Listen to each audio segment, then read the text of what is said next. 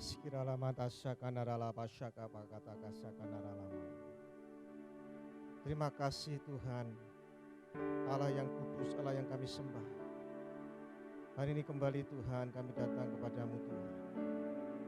Dalam program pesan video ini Bapa, kiranya pesan firman Tuhan ini selalu memberikan kami semangat, kekuatan, pengharapan di tengah situasi keadaan yang kurang baik ini ya Bapak.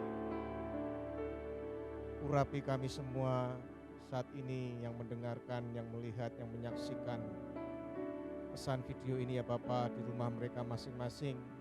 Kiranya ini dapat menjadikan berkat bagi mereka. Imannya tetap dikuatkan, rohnya tetap menyala-nyala, dan pengharapannya tidak pernah luntur, dan kepercayaannya justru semakin bertambah, sehingga mereka memiliki sesuatu daya tahan yang kuat di dalam hidupnya, sambil menanti-nantikan kuasa-Mu dinyatakan, sambil menanti-nantikan mujizat-Mu dinyatakan, sehingga awan yang gelap ini segera berlalu dari bumi, bahkan dari bumi Indonesia, dari kota kami Tuhan, bahkan dari bangsa-bangsa yang ada. Terima kasih Bapak, terima kasih, suatu anugerah yang luar biasa. Kami masih semua diberi kesehatan, kami masih bisa terpelihara hidup kami, itu semua karena kebaikan-Mu Tuhan. Biarlah hari-hari ini terus Tuhan, kami selalu mendekat kepadamu, kami selalu terus Tuhan berharap terus kepadamu ya Bapa. Di dalam nama Tuhan Yesus Kristus, kiranya hamba-Mu berdoa dan mengucap syukur untuk segala sesuatunya hari ini Tuhan, hanya di dalam nama-Mu saja Tuhan. Dan biarlah Engkau yang berbicara kepada umat-Mu hari-hari ini Tuhan, supaya mereka semakin mengerti akan arti daripada goncangan yang ada di seluruh bumi ini Tuhan. Di dalam nama Yesus, haleluya, amin. Shalom. Apa kabar? Kiranya semua harapan saya tetap baik semua, tetap sehat, tetap di dalam perlindungan, tetap di dalam penyertaan Tuhan. Karena saudara bahwa masalah daripada wabah ini tergantung doa-doa kita semua, tergantung apa yang sedang kita benar-benar minta sama Tuhan. Oleh sebab itu mari tetap berdoa di rumah, tetap membangun mezbah di rumah, tetap berseru-seru kepada Tuhan. Karena hanya dengan itu maka kita bisa menghentikan semuanya ini. Nah, kita minta belas kasihan Tuhan. Oleh sebab itu jangan tetap patah semangat, tetap semangat untuk berdoa, tetap semangat untuk bangun mezbah.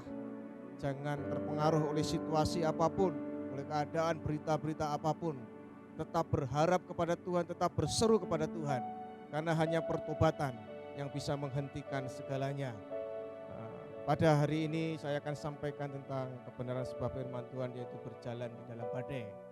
Saudara, memang kita tidak tahu sampai kapan situasi seperti ini berlangsung. Kita tidak tahu ke depannya bagaimana. Tapi kita hanya percaya bahwa semuanya itu pasti akan berakhir. Saudara, kalau kita buka di dalam kitab Markus 4 ayat 35, ini tentang perjalanan Yesus beserta murid-muridnya ke seberang, ke Gerasa. Ya, tapi di tengah perjalanan, singkat cerita mereka mengalami suatu badai. Nah, ada diterjang badai, angin sakal yang luar biasa hebatnya, sehingga murid-muridnya menjadi ketakutan. Saudara, dalam bacaan Markus 4 ayat 35 ini saya mendapatkan hal-hal yang bagi saya hal yang luar biasa, yang powerful saudara.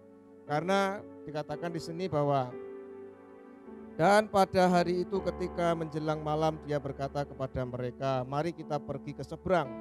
Dan setelah membiarkan kerumunan orang itu pergi, mereka membawa dia. Ketika dia berada dalam perahu itu dan perahu-perahu kecil lainnya pun ada bersama dia. Dan terjadilah badai angin yang dahsyat dan gelombang menghantam pada perahu itu sehingga hampir dipenuhi air. Saudara perhatikan di sini. Mungkin hari-hari ini perahu kita sedang diterpa badai. Mungkin usaha kita, mungkin pekerjaan kita, atau rumah tangga kita, atau gereja kita. Itu sebuah perahu yang mungkin mengalami suatu terpaan angin yang dahsyat, bahkan dikatakan hampir memenuhi. Jadi di sini saudara perhatikan bahwa badai itu tidak mengenal siapapun, saudara. Kalau saudara perhatikan di sini Yesus yang mengajak murid-muridnya untuk bertolak ke seberang. Artinya Yesus yang memerintah. Tapi pertanyaannya, mengapa badai tetap terjadi di tengah-tengah perjalanannya, saudara? Kalau saudara perhatikan di sini, kadang kita juga bertanya, Kau memerintahkan untuk melakukan firman Tuhan, melakukan kehendak Tuhan. Tapi perhatikan, dalam kita melakukan firman Tuhan, kehendak Tuhan, pasti ada sesuatu hal yang mungkin membuat kita kadang putus asa. Atau kadang membuat kita kecut dan tawar. Tapi di saudara di sini, ini Yesus sendiri yang mengajak untuk menyeberang. Yesus pasti tahu, saudara, kalau akan ada badai, pasti tahu. Tidak mungkin dia sebagai Tuhan yang berkuasa atas alam semesta, dia tidak tahu kalau mau ada badai. Artinya Yesus punya suatu rencana. Jadi kalau saat ini terjadi suatu badai yang besar di seluruh dunia, itu wabah virus COVID-19 ini, pasti Tuhan sedang punya rencana. Tuhan sedang berbicara saat ini. Lewat alam tentunya kan begitu, saudara. Jadi saudara tidak perlu saudara merasa kecewa atau marah dengan keadaan seperti ini. Tapi kita percaya Tuhan punya tujuan yang baik. Bahkan dikatakan bahwa Tuhan turut bekerja dalam segala hal untuk mendatangkan sebuah kebaikan.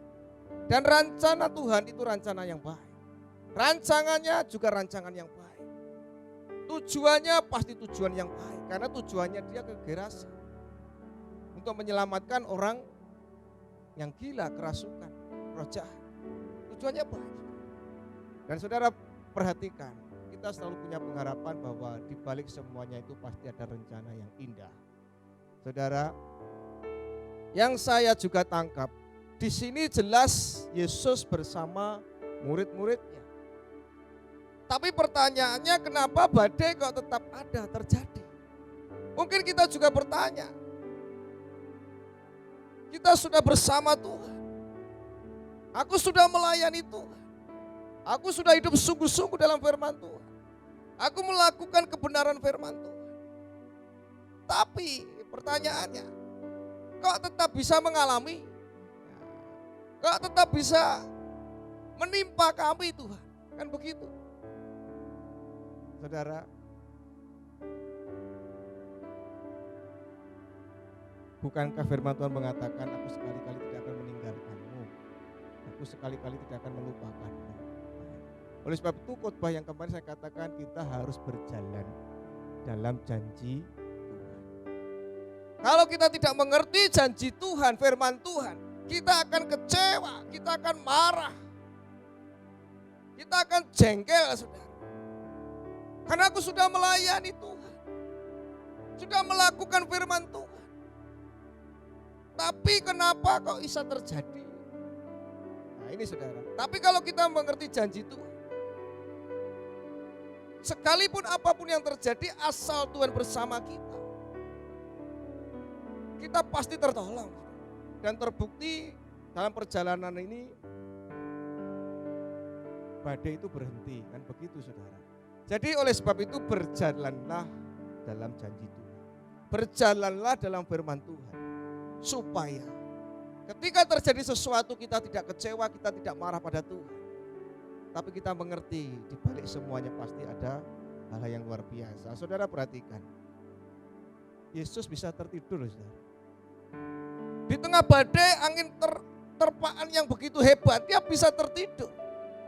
Nah ini kita harus belajar bagaimana kita bisa menguasai pikiran hati kita. Kalau damai sejahtera itu ada di dalam hati dan pikiran kita, maka segala situasi yang di luar apapun itu tidak akan mempengaruhi kita. Kita tidak bisa bertahan, kita tidak bisa bersyukur, kita tidak bisa memuji Tuhan. Karena apa? Damai sejahtera itu mempengaruhi hati dan pikiran kita. Yesus bisa tertidur. Padahal jelas namanya goncangan itu kan terjadi perahunya. Kalau dulu kan perahunya tidak mungkin perahu besar, tidak mungkin. Tapi Yesus tertidur dengan nyenyak. Artinya kita harus percaya apapun yang terjadi ketika kita bersama Tuhan, ketika damai sejahtera itu mempengaruhi hati dan pikiran kita, menguasai hati dan pikiran kita, maka yang di luar apapun yang terjadi, kita bisa tetap percaya bahwa semuanya pasti bisa teratasi. Ada beberapa hal saudara yang saya mau sampaikan pada hari ini, bahwa supaya kita bisa tetap berjalan di tengah situasi kondisi yang tidak baik ini, kurang baik ini saudara. Yang pertama, saya tertarik dengan burung Raja Wali. Oleh sebab itu saudara, mari kita buka di dalam Ulangan 32. Ulangan 32 ayat yang ke-10. Saudara, supaya kita bisa berjalan, tetap berjalan di tengah situasi goncangan yang ada saat ini. Yang pertama saudara perhatikan, sadarilah kita adalah biji mata Tuhan. Artinya kita harus tahu identitas kita. Karena kalau kita tahu identitas kita, siapa diri kita, kita akan aman saudara. Saudara tidak akan takut, khawatir, bimbang, ragu, kecut, tawar, saudara. Patah semangat, kecewa, marah, apapun. Karena saudara tahu siapakah aku ini. Aku adalah biji mata Tuhan. Saudara perhatikan di dalam Ulangan 32 ayat yang ke-10. Didapatinya dia di situ negeri di padang gurun, di tengah-tengah ketandusan dan auman padang belantara. Saudara perhatikan. Didapatinya di suatu negeri di padang gurun, di tengah-tengah ketandusan dan auman padang belantara. Artinya di tengah-tengah situasi yang tidak baik, yang tidak enak, saudara. Tapi perhatikan saudara di sini. Dikelilinginya dia dan diawasinya dia, dijaganya sebagai biji matanya. Saudara perhatikan tiga kata ini. Dikelilingi, diawasi, dijaga. Karena apa? Biji matanya. Jadi kalau kita tahu identitas kita bahwa kita adalah biji mata Tuhan, kita yakin Tuhan akan mengawasi kita, Tuhan akan menjaga kita, Tuhan akan mengelilingi kita. Bahkan firman Tuhan mengatakan malaikat Tuhan berkeliling di tengah-tengah orang yang takut akan Tuhan.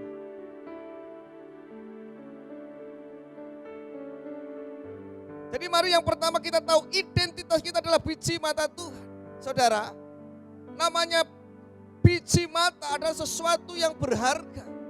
Dan kalau kita tahu identitas kita adalah biji mata Tuhan, maka kita menjaga mata kita diri kita tentunya, saudara. Dan Tuhan juga akan menjaga kita, karena apa? Biji matanya. Oleh sebab itu sampai dia berani menebus di kayu salib dengan nyawanya. Karena kita berharga. Tidak mungkin seseorang mau menebus suatu barang kalau barang itu tidak berharga. Oleh sebab itu saudara, mari kita hari-hari tenangkan pikiran kita, kita tahu identitas kita. Aku inilah biji mata Allah. Tentunya Tuhan akan menolong, menyertai aku, mengawasi, mengelilingi dan menjaga saya. Tentunya konsekuensinya saudara tetap harus juga menjaga hidup saudara. Yang pertama saudara, sadarilah kita ini biji mata Tuhan. Nyawanya saja dia tidak perhitungkan untuk menebus kita.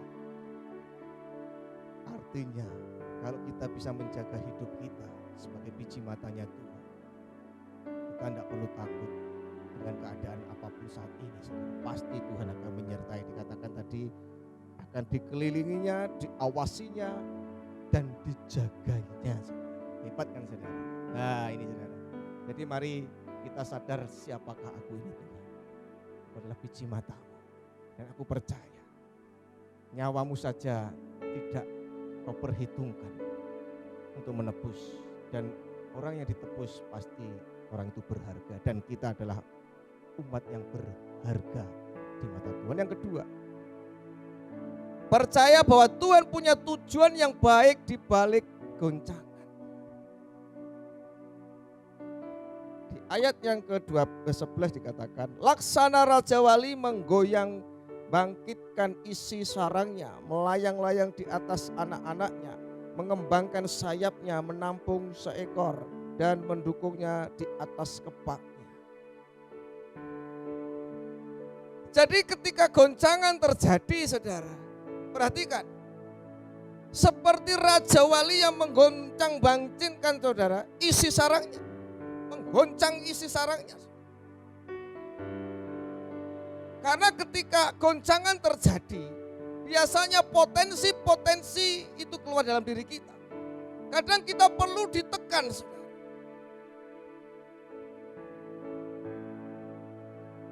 Jeruk ditekan keluar sarinya. Kadang kita harus mengalami tekanan ini supaya potensi-potensi yang dalam diri kita muncul. Ketika goncangan terjadi, murid-muridnya akan tahu. Yesus selalu mengatakan, kenapa engkau kurang percaya? Kenapa engkau takut? Yesus melatih iman mereka supaya potensi imannya tumbuh. Sehingga dikala nanti ketika Yesus sudah naik ke surga, murid-muridnya menjadi orang-orang yang luar biasa. Sudah terlatih, saudara. Dan di sini, saudara, seperti Raja Wali menggoncang-bancingkan, saudara, anaknya, supaya anaknya tidak nyaman, saudara. Kalau anaknya terus dibiarkan di sarang, dia hidup nyaman. Dia tidak akan punya potensi yang dikeluarkan. Tapi ketika digoncang-bancingkan, dia terbangkan, dia hampir jatuh, dia tolong lagi. Dengan mendekati bawah, dia angkat lagi. Ya itulah Tuhan kita. Seperti itu. Dia ingin melatih kita supaya potensi dalam diri kita muncul. Ketika saudara tekanan, saudara akan berpikir juga. Saudara perhatikan. Ketika Daud setiap menghadapi tekanan, Yosafat menghadapi tekanan, Yosua menghadapi tekanan, Musa menghadapi tekanan. Dia datang kepada Tuhan. Potensi-potensinya muncul. Imannya muncul. Oleh sebab itu tanpa kita ada tekanan, goncangan, maka potensi dalam diri kita tidak akan bisa muncul.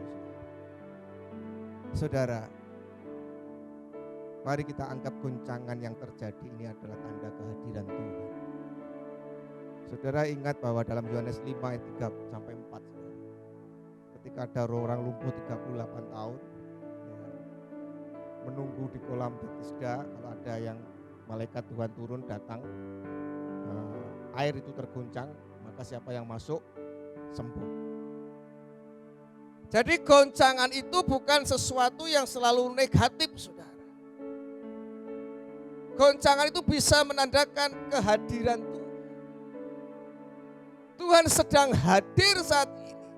Dan siapa yang menangkap kehadiran Tuhan, nah itulah saudara yang peka. Jadi saudara, goncangan itu tidak harus ditakuti, tapi untuk ditaklukkan, saudara. Yang ketiga, berusahalah untuk menaklukkan badai. Saudara jangan hanya duduk diam, tidak melakukan hal-hal aktivitas apapun, tidak melakukan suatu kegiatan apapun. Saudara harus melakukan sesuatu action, berusaha untuk menaklukkan, punya semangat, punya keinginan. Saudara. Seperti ketika tembok Yeriko, ada semangat untuk menghancurkannya. Oleh sebab itu dikelilinginya, saudara. Ada semangat situ, saudara, untuk berusaha menaklukkan ketika Yosafat diserang oleh 3 bangsa yang besar. Apakah Yosafat hanya berdiam diri? Tapi dia berusaha menaklukkan, tentunya bersama Tuhan. Minta tuntunan Tuhan. Melakukan action, saudara. Sehingga Yosafat melakukan suatu kegerakan di pelataran bait Allah. Dia berseru-seru pada Tuhan. Sini perhatikan. Raja Wali adalah satu-satunya burung yang bisa terbang di tengah badai. Ini hanya Raja Wali, saudara. Dia menggunakan tekanan anginnya itu untuk terbang dengan sayapnya. Hanya Raja Wali yang tidak takut dengan badai. Mungkin kalau burung emprit, saudara, Mesti bersembunyi lari. Kalau tidak lari sayap-sayap pasti patah semua, kan begitu, saudara. Tapi saudara perhatikan, hanya Raja Wali satu-satunya burung yang bisa terbang di atas badai. Oleh sebab itu saudara, badai itu bukan untuk ditakuti, tapi untuk ditaklukkan. Saya ulang lagi, badai itu bukan untuk ditakuti, tapi untuk ditaklukkan. Oleh sebab itu hari-hari ini banyak berdoa, banyak memuji Tuhan di rumah saudara. Banyak waktu untuk Tuhan, inilah kerinduan Tuhan. Saya katakan goncangan itu artinya kehadiran Tuhan. Tangkap ini, saudara. Saudara di rumah memuji menyembah Tuhan, itu banyak waktu yang di situ, saudara. Itu tanda Tuhan itu hadir, saudara.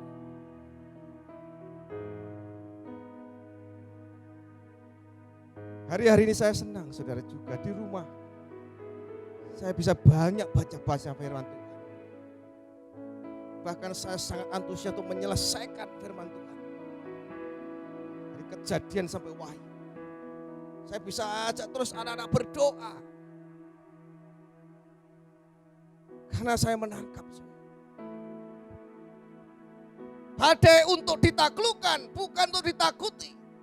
Cara menaklukkannya bersama Tuhan, memuji, menyembah, berseru-seru terus.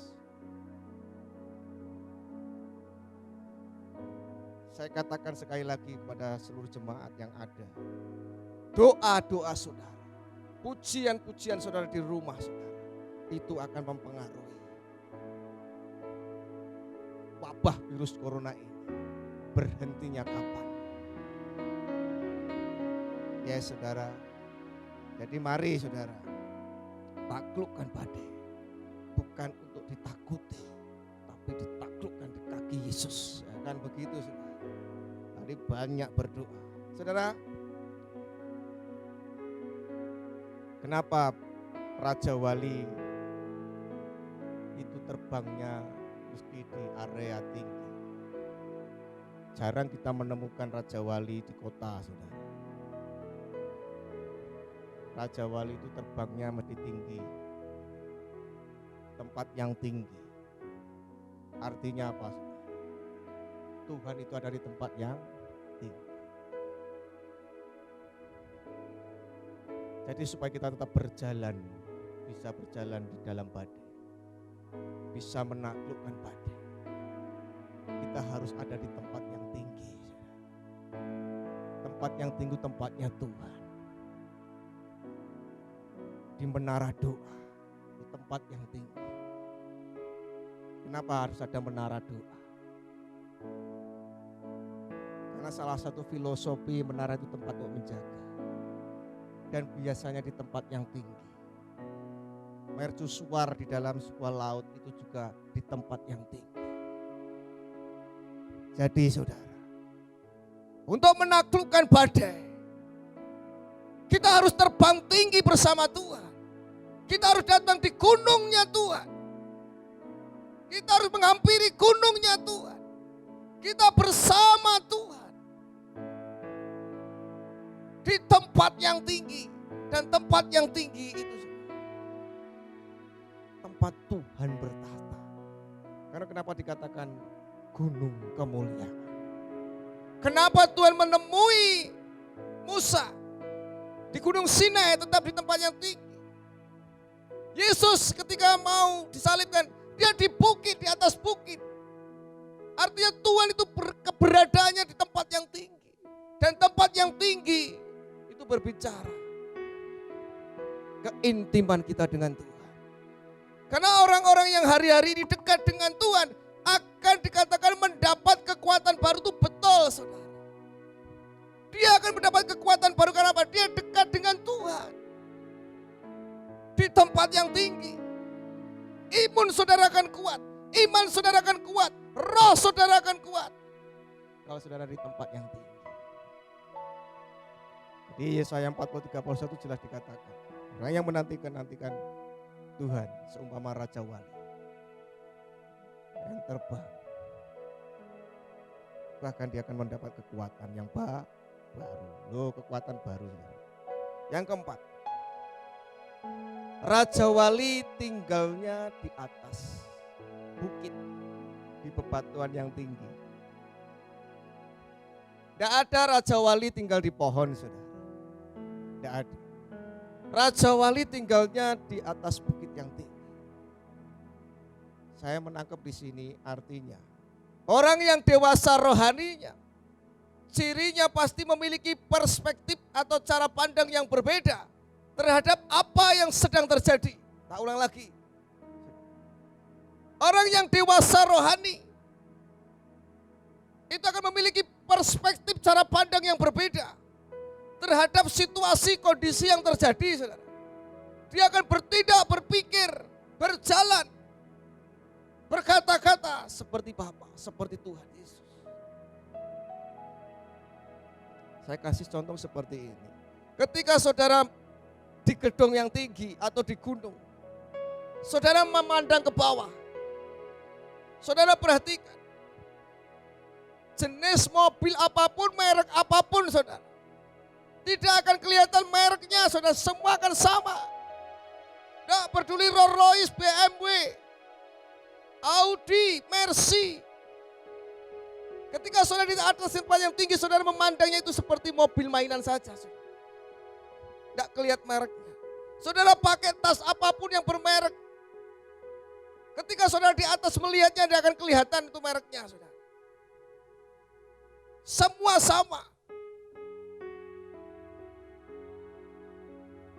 Atau saudara pakai jam tangan apapun, saudara, tidak akan kelihatan merek jam tanganmu, saudara.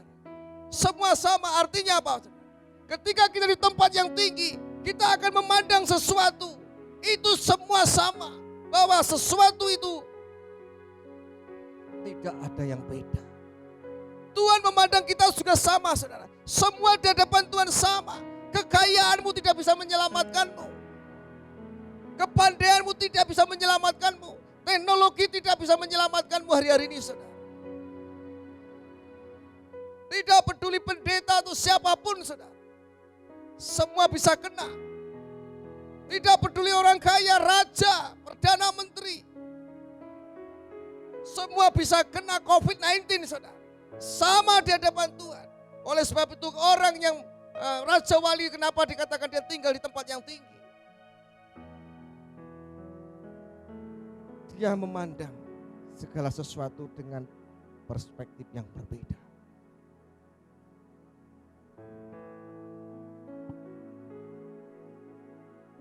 Oleh sebab itu, saudara, kita tidak boleh sombong.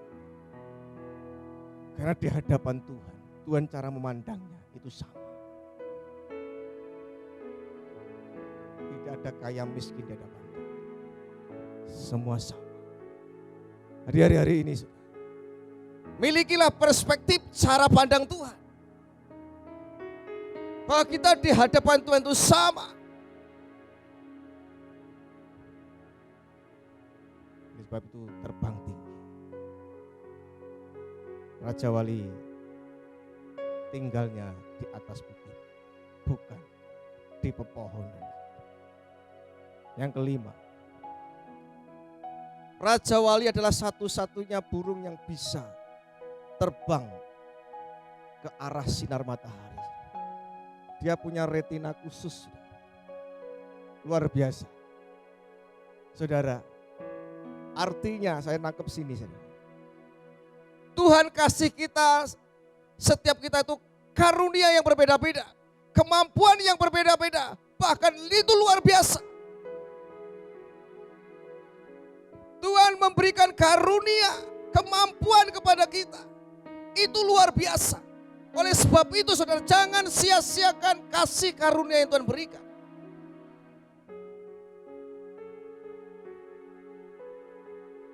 Satu-satunya burung yang bisa tahan untuk terbang ke arah matahari, itu hanya Raja Wali. Dan saudara sadari, Tuhan kasih kepada kita kasih karunia yang luar biasa. Jangan sia-siakan hidup hari-hari ini. Ini kesempatan saudara merefleksikan dirimu. Sudahkah selama ini saudara hidup dalam tuntunan kehendak Tuhan, dalam kebenaran firman Tuhan? Atau menyia-nyiakan kasih karunia Tuhan? Menyia-nyiakan pengorbanannya, saudara, penebusannya.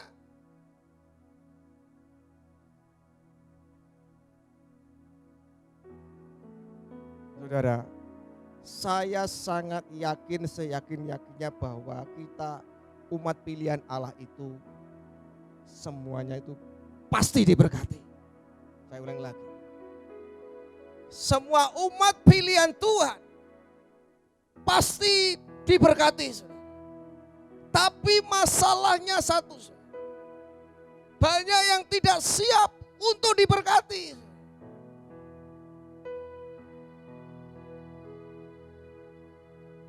Karena apa saudara? Hidupnya tidak sesuai dengan kebenaran firman Tuhan.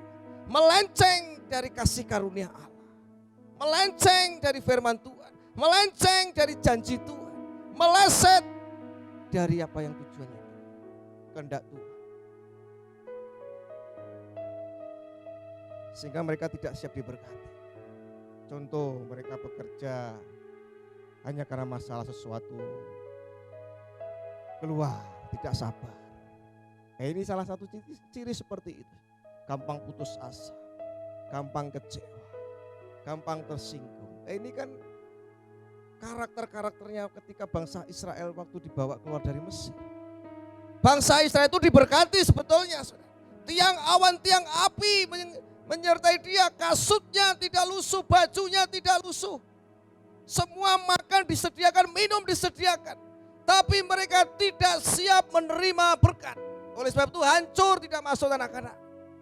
Banyak di antara kita seperti itu, saudara. Kita tidak siap menerima berkat Tuhan. Kita menyia-nyiakan kasih karunia Tuhan karena kehidupan yang tidak benar. Korupsi, curang, bohong, tipu sana tipu sini. Ini saudara. Ini artinya saudara tidak siap untuk diberkati. Jadi perhatikan bahwa Raja Wali adalah satu-satunya burung yang bisa terbang menuju kepada sinar matahari. Karena dia punya retina yang khusus. Dan artinya setiap kita diberi karunia yang luar biasa itu, hanya kita bisa memanfaatkannya dengan sungguh-sungguh atau kita menyia-nyiakan. Yang terakhir saudara, makanan Raja Wali tidak sembarang. Gak ada Raja Wali makan ular gitu. Ya mesti makannya, sudah perhatikan kalau kita lihat tuh kelinci, ular, ikan. Dia ada sembarang. Artinya supaya kita bisa berjalan melewati badai ini. Apa yang kita makan, apa yang kita cerna, itu harus kita perhatikan. Firman Tuhan mengatakan makananku adalah melakukan kehendak Tuhan. Dan Yesus berkata, akulah roti hidup. Barang siapa yang makan dengan aku, ya, makan dagingku tidak akan lapar lagi. Saudara perhatikan. Apa yang kau cerna saat ini saudara? Kalau saudara mencerna firman Tuhan dengan benar, saudara pasti akan mengikutinya. Segala janji-janji firman Tuhan. Saudara akan menjadi orang yang takut akan Tuhan. Buah roh itu akan kelihatan dalam hidup saudara. Perubahan yang besar terjadi dalam hidup saudara. Karena yang saudara makan, saudara cerna, itu akan mempengaruhi kehidupan. Kalau saudara yang cerna salah, sakit perut kan begitu kan. Kenapa kita sakit perut? Karena yang kita makan salah. Banyak anak-anak Tuhan seperti itu. Rumah tangga berantakan, pekerjaan berantakan, usaha berantakan, pendidikan berantakan. Karena yang dicerna, yang dimakan salah.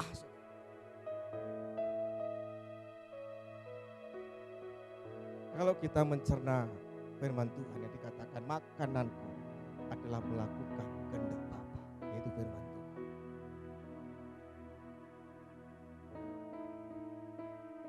Saudara akan tetap berjalan dalam kehidupan yang benar. Jadi hari-hari ini makanan yang saudara cerna hari-hari ini mempengaruhi hidup. Kesempatan saudara banyak baca firman Tuhan. Minta hikmat pada Tuhan. Minta tuntunan pada Tuhan hari-hari ini. Supaya yang kita makan bermanfaat dalam hidup kita. Karena firman Tuhan itu akan mempengaruhi iman saudara. Karena iman timbul dari pendengaran akan firman Tuhan. Firman Tuhan itu akan mempengaruhi cara laku, tingkah laku kita, perbuatan kita. Raja Wali tidak sembarangan mencerna makanan. Sama, kita sebagai anak-anak Tuhan saat ini. Mari mencerna yang baik. Bahkan dalam Filipi 4 ayat 8 sering kita baca saudara. Dikatakan, jadi akhirnya saudara-saudara semua yang benar, semua yang mulia, semua yang adil, semua yang suci, semua yang manis, semua yang sedap didengar, semua yang disebut kebajikan dan patut dipuji, pikirkanlah semuanya itu. Artinya apa saudara? Pikirkanlah hal-hal yang baik. Cerna yang baik. Haleluya saudara. Jadi perhatikan tadi poin yang pertama dikatakan bahwa sadarilah siapa diri kita. Ketahuilah identitas kita bahwa kita adalah biji mata Tuhan. Tuhan menebus kita karena kita berharga di mata Tuhan. Dan kita sebagai biji matanya kita harus menjaga itu supaya hidup kita tetap benar di hadapan Tuhan. Ya. Yang kedua, percaya bahwa Tuhan tidak punya, bahwa Tuhan itu punya rencana yang baik di balik goncangan. Yang ketiga, berusaha untuk menaklukkan badai. Badai bukan untuk ditakuti, tapi untuk ditaklukkan. Raja Wali tinggal di atas bukit bebatuan, artinya memiliki perspektif yang berbeda. Seperti Tuhan memandang kita. Dan jangan sia-siakan kasih karunia yang sudah Tuhan berikan. Yang terakhir, jangan kita cerna sesuatu yang tidak baik. Biarlah kita yang dalam pikiran hati kita itu hal-hal yang baik. Maka kita akan melakukan juga hal-hal yang baik. Terima kasih. Demikianlah firman Tuhan. Kiranya Tuhan memberkati semua jemaat yang ada. Diberkatilah berlimpah-limpah di dalam kasih anugerah yang daripada Tuhan. Mari kita siapkan hati kita untuk perjamuan kudus. Kiralah pasya kata-kata, karalah pasya kata. Kiralah pasya kata-kata. Tiapa patah kata-kata. Kami memasuki bulan yang kedua Tuhan. Dalam perjamuan kudus ini. Di tengah situasi seperti ini. Biarlah lewat perjamuan yang kudus ini. Kiralah pasya kata-kata.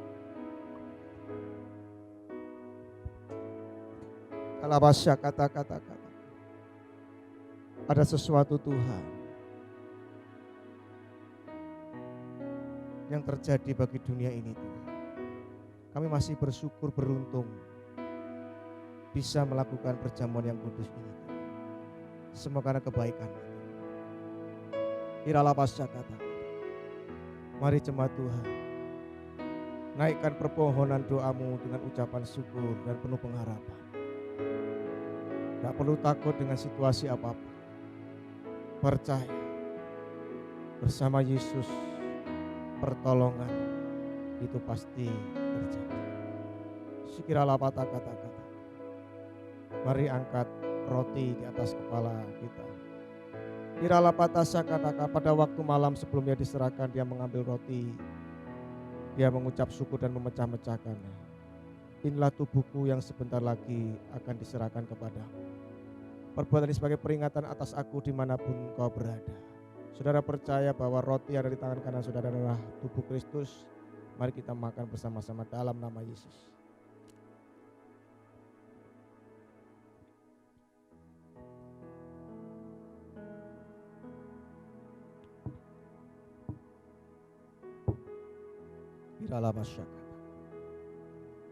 Mari kita angkat cawan di atas kepala kita. Lalu ia mengambil cawan, dia mengucap syukur, inilah darahku yang sebentar lagi akan dicurahkan kepadamu. Perbuatan ini sebagai peringatan atas aku dimanapun kau berada. Saudara percaya bahwa anggur yang ada di tangan saudara adalah darah Kristus. Mari kita minum bersama-sama dalam nama Yesus. Iralah basyakata. Iralah basyakata. Terima kasih Tuhan. Terima kasih Tuhan. Kiralah basyakata. Kami bersyukur hari ini Tuhan. Kami bersyukur Tuhan. Kiralah basyakata. Berkati seluruh jemaat-Mu Tuhan. Yang saat ini sedang mendengarkan Tuhan. Yang sedang melihat acara ini ya Bapak. Kiranya keluarga mereka terpelihara sempurna. Kehidupan mereka terpelihara sempurna. Imannya tetap Tuhan semakin teguh. Rohnya tetap menyala-nyala. Pengharapannya tetap semakin kuat di hadapan. Dan mereka menjadi orang-orang yang pemberani. Mereka semakin berani Tuhan. Dan berusaha untuk menaklukkan badai ini Tuhan. Dengan mengandalkan, dengan mencari Engkau Tuhan. Berseru-seru pagi siang malam. Kami percaya semuanya akan segera berakhir Tuhan. Ketika kami semua saat ini sepanjang hari berdoa, memuji, menyembah, berseru-seru, berikanlah kami kekuatan. Berikanlah kami kekuatan. Bahkan penghibur. Kalaupun ada jemaat umat-Mu yang sakit, Tuhan sembuhkan. Kalau saat ini ada yang kekurangan, Tuhan cukupkan. Engkau punya banyak cara untuk memberkati mereka Tuhan. Hamba-Mu ingin melihat mereka tetap bersuka cita hari-hari. Dan hamba-Mu ingin tetap mereka Tuhan dipenuhi dengan Roh-Mu Tuhan. Dan sehingga nanti ketika semuanya segera selesai, kami dapat bersama-sama kembali untuk melayani-Mu dengan sukacita. Terima kasih Bapak, terima kasih. Diberkatilah Engkau di dalam segala hal. Diberkatilah pernikahan-Mu, diberkatilah anak-anak-Mu, diberkati pekerjaan usaha-Mu, bahkan kesehatan. Terima. Dalam nama Tuhan Yesus Kristus, mari kita sama-sama katakan amin. Tuhan memberkati, Tuhan baik. Amin.